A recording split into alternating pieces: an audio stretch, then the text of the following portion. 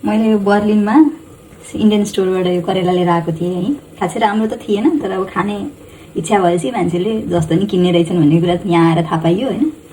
अब यसलाई अलिक अनौठो तरिकाले मैले पकाउँछु होइन, सबैजनाले हेर्नुलाई मिथिलाको स्टाइलमा। यसलाई मसिनो मसिनो गरेर काट्ने। अब यो सबैजनाले जानेकै कुरा होला जस्तो लाग्छ मलाई। काट्ने तरिका चाहिँ, बनाउने तरिका चाहिँ बिस्तारै हामी आजको भिडियोमा हेर्नेछौँ। मसिनो पारा काटिसकेपछि यसमा चाहिँ हल्का नुन हालेर मजाले चलाइदिने। 5 देखि 10 मिनट छोडिसकेपछि यसरी मजाले चलाउने अनि 2-3 पानीले पखालिदिने। प्यानलाई मजाले तताएर त्यसमा तोरीको तेल अथवा सर्सो भनौँ, हाम्रो भाषामा सर्सोको तेल भन्छौँ, अनि जिरा र खोर्सानी फोरनको रूपमा हाल्ने। त्यसपछि पखालेर राखिएको करेलालाई राख्ने त्यसमा, अनि बिना छोपिकन 5 देखि 10 मिनटसम्म मजाले चलाउँदै पकाउने।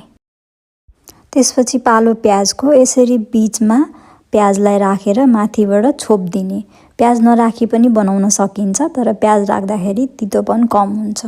फ्लेमलाई कम राखेर बीचबीचमा छोप्दै हेर्दै चलाउँदै गर्नुपर्ने हुन्छ। करेलाको भुजियामा खासै धेरै मसला चाहिँदैन। बेसार अनि हल्का लसुनको पेस्ट र नुन हाले पुग्छ। फ्लेम कम गरेर बिस्तारै यति नहुन्जेलसम्म पकाउनुस्। सकेसम्म हल्का डढेको जस्तो बनाउनुस्, झन् मिठो हुन्छ।